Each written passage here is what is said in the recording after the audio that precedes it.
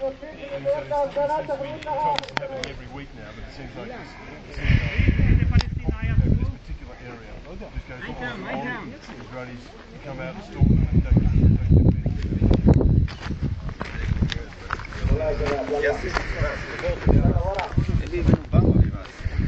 It just will take time, you know, stuff take time.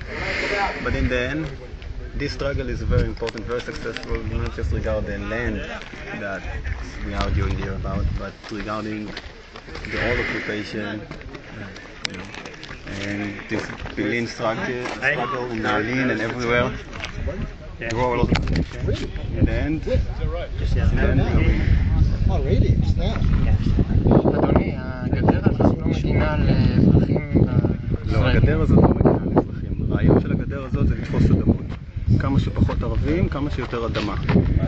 אם ישראל הייתה רוצה לבנות את הגדר כך שתגן על אזרחיה, הייתה מעבירה קו ישר על הקו הירוק, 50 מטר לתוך ישראל, היה קו הרבה יותר ישר, היה קל להגן עליו, ואף אחד לא היה מתווכח. הגדר הזאת בנויה ככה, הלוך חזור, הלוך חזור, הלוך חזור, כמה שיותר אדמות, כמה שפחות ערבים. כמה שיותר אדמות, כמה שפחות ערבים. וקשה מאוד להגן על גדר כזאת, היא ארוכה, היא לא מגינה על כלום, אף אחד אין בעיה לעבור את הגדר הזאת. הגדר הזאת זה בשביל לתפוס אדמות. אבל היום בהתחלה ישראל טענה שזה גדר ביטחונית, אבל לפני חצי שנה התחילה לטעון שהגבול צריך לעבור על הגדר. אם הגדר לא תעבור בזיגזג, האם זה לא יפקיר את התושבים בצד השני של הגדר? אם הגדר לא תעבור בזיגזג, מה עם תושבי ההתנחלויות? תושבי ההתנחלויות הם מוזמנים להתפנות. בכל מקרה, ההתנחלות הזאת יושבת פה הרבה שנים. זה לא היה גדר. אפשר ללכת ברגל מבלעין למודיעין עילית. שום דבר אף פעם לא קרה, אף אחד לא רוצה שיקרה גם.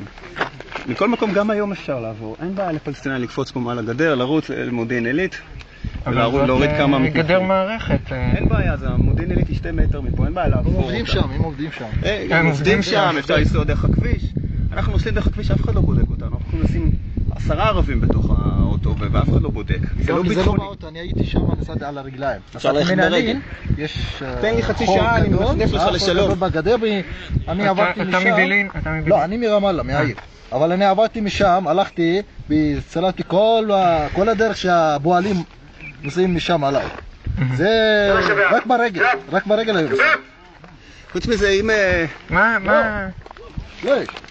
מה אתה מרגיש כלפי הגדר? מה אתה מרגיש כלפי הגדר? אוקיי, יאללה, מרגישים. איפה אתה? אני מעצמי. עזוב, לא לדבר על זה. זה כואב, אתה מבין? כואב, תאמין לי. אתה רואה מישהו, גונב את האדמה שלך, ואתה עומד ולא יכול לעשות כלום. אין לך כוח. להחליט את המצב הזה. זה קשה, אתה מבין?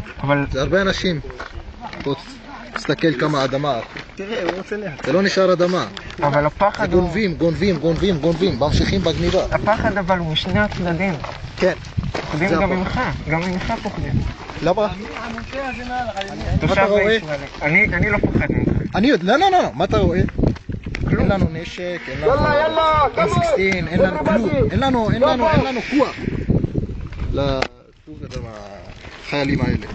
אין לנו כוח. אתה רואה? We have a voice. For me, I have faith. We have voice. We don't need stones or guns. אבל הפחד של תושבי ישראל מהפיגועים הוא זה שהביא להקמת הגדר. זה מה שאני חושב, אני לא אומר ש... לא, אמרו ככה בממשלה. כן, זה מה שאומר. יאללה שבק, כמות! כי הפיגועים האלה במדינה בארץ בפנים, אני אף פעם לא הייתי עם פיגועים. כל הזמן היינו אומרים לא לפיגועים, אנחנו לא עם הטרוריסטים האלה שהורגים את הילדים והזקנים שם, בטח אנחנו לא איתם, אבל אם יש קצת טרוריסטים זה לא כל הפלסטינאים, זה לא כל העם, אתה רואה מה קורה בעזה שם. איך אתה חושב שאפשר לגשר בין יהודים לערבים? מה הדרך? אם אתה צריך לעשות שלום עכשיו... זה רק שלום ולשבת ביחד, העם הפלסטינאים והעם היהודי, לשבת ביחד ולדבר.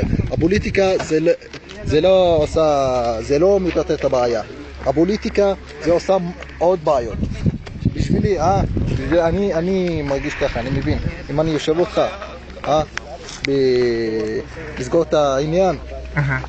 כי אני עם, אני בן אדם, אני פלסטינאי, אתה ישראלי. אני רק בן אדם אחד. לא, בסדר, אבל אתה, המשפחה שלך, חברים שלך, שכונה שלך, העיר שלך אחר כך, מבין?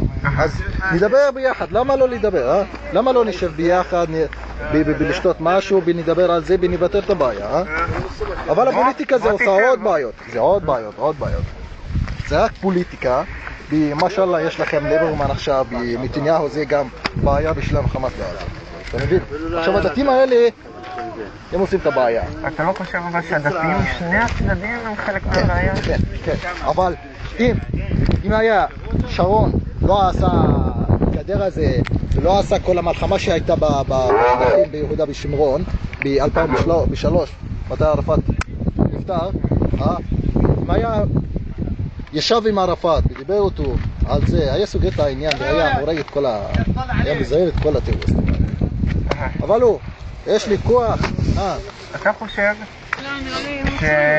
שממשלת ישראל רוצה בפיגועים? גורמת למצב קשה כדי שיהיו פיגועים ויוכל להמשיך הכיבוש? תקשיב, אם אתה מצטער מאוד, אבל להגיד המילה הזאת, אבל אם אתה ממשיך לזיין אותי כל הזמן, אז בסוף אני הולך לעשות ביגור. כי כל הזמן אתה סוגר עליי, אתה לא נותן לי אוכל, אתה לא נותן לי משכורת, אתה לא נותן לי עבודה, ואתה גונב, ואחר כך אתה רוצה את האנשים והולכים לבית סוהר. איך אתה רוצה שאני אתן לך שלום? ואתה לא נותן לי כלום. איך? תגיד לי. תן לי משהו כי אני אתקדם. אבל מה שאומרים זה שיעבירו את הגדר בקו הירוק. בקו הירוק, זה אנחנו רוצים גם אחר כך יגידו לא, אנחנו רוצים גם את לוד, לקו שלנו. אתה יודע מה אני מאמין בפנים? אני אוהב. I hope. מה זה בעברית I hope? אני מקווה. אני מקווה כי נהיה באותו מדינה. מדינה אחד. הלוואי. באמת, וואלה. תאמין לי, זה מבטא את הבעיה. נשאר שנינו מתישהו... כי אי אפשר לעשות שתי מדינות פה בזה... لا تركتهم روحت ايضا ليه تركتهم محبوسه ما تقول مش صحافه يعني بس مش هم صحفيين